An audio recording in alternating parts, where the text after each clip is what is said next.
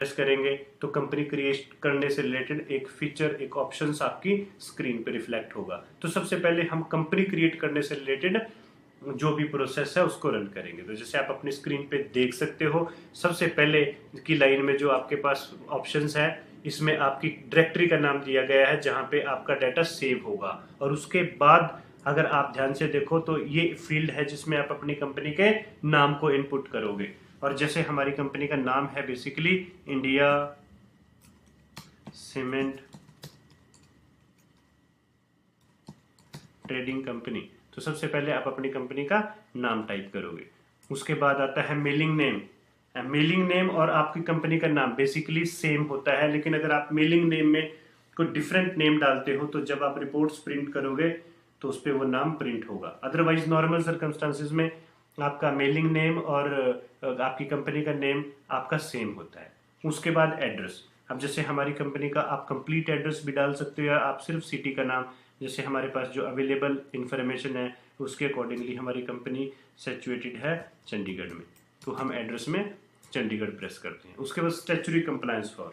तो statutory compliance form में very obvious आपके सामने कुछ कंट्रीज के नाम रिफ्लेक्ट हुए हैं, और अगर हम अपनी कंपनी की बात करें तो this company is related to basically India, तो आप इंडिया एक बार सिलेक्ट कीजिएगा। फिर उसके बाद स्टेट, तो जैसे कि अब आपके जो भी इंडिया में स्टेट्स हैं वो आपके सामने रिफ्लेक्ट हैं। बेसिकली स्टेट, जब आप किसी भी टेली सॉफ्टवेयर में आप किसी भी टैक्स से रिलेटेड, खासतौर पे जब आप वैट पे काम करोगे तो आपके लिए काफ़ी हेल्पफुल होगा।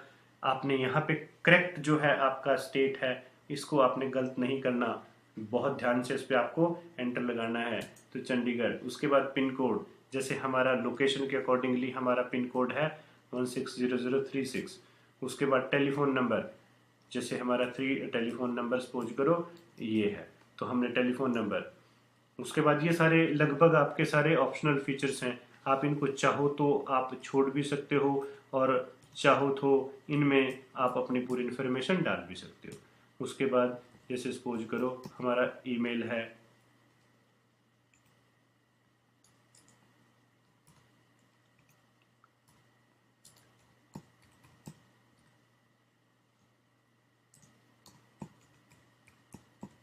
उसके बाद जैसे आप एंटर प्रेस करोगे अनेबल ऑटो बैकअप, तो अगर आप अनेबल ऑटो बैकअप को यस करोगे तो आपके बैकअप में हेल्पफुल होगा। उसके बाद आप करेंसी सिंबल, तो जैसे आप जानते हो हमारा currency symbol rupees.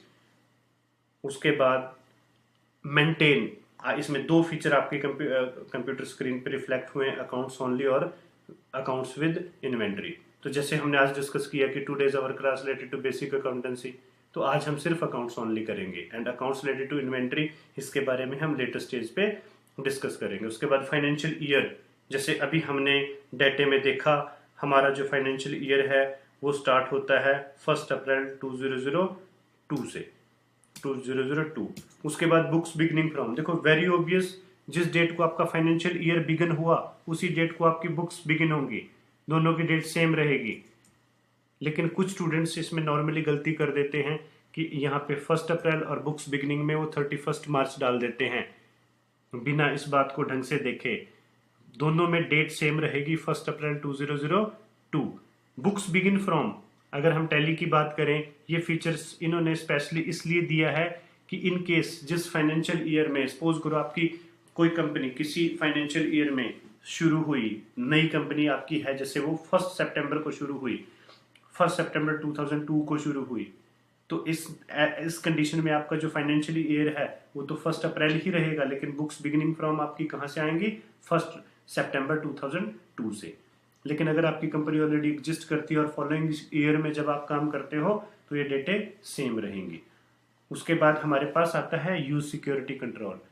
Use security control में आप अपनी कंपनी के लिए यूजर और पासवर्ड ड्राफ्ट कर सकते हो, और इसमें सिक्योरिटी के कई फीचर्स आप ऐड कर सकते हो। आप किसी भी यूजर्स को भी अपने राइट डिफाइन कर सकते हो, उसके राइट्स आप डिफाइन कर सकते हो, लेकिन वो सारा हम अपनी लेटर क्लासेस में सीखेंगे। आज की क्योंकि जैसे कि बेसिक क्लास हमने बार बार एक ही बात पे हम डिस्कस कर रहे हैं कि आज की क्लास बेसिक क्लास है, तो अभी हम इसको नो करके चलेंगे। उसके बाद बेस करेंसी इन्फॉर्मेशन, जैसे आप सारे जानते हो कि टैली बेसिकली एक ऐसा सॉफ्टवेयर है जो मल्टी करेंसीज पे काम करता है, लेकिन इंडिया की अगर हम बात करें तो इंडिया की, क्योंकि हमारी company basically is related to India, और इंडिया में जो बेसिक करेंसी इन्फॉर्मेशन की अगर हम बात करें तो यहाँ पे इंडियन रुपीज ही चलेगा, तो करेंसी सिंबल हमारा रुपीज रहेगा और इसका formal name INR means Indian rupees. उसके बाद नंबर ऑफ डेसिमल प्लेस, तो जैसे आप पॉइंट के बाद, जैसे आप 10 रुपीज 50 पैसा लिखते हो तो डेसिमल के बाद आपको कितने स्पेस चाहिए होते हैं, 2 प्लेसेस। फिर उसके बाद इस सिंबल सफिक्स टू अमाउंट, तो अगर आप इसको यस करते हो तो ये आपके अमाउंट के आगे करेंसी सिंबल को यूज करेगा, लेकिन आपको बार बार हर टाइम अमाउंट के साथ रुपीज मेरे ख्याल लगाने की जरूरत नहीं है, तो इन दैट पर्टिकुलर कंडीशन आप इसको नो कर दीजिएगा।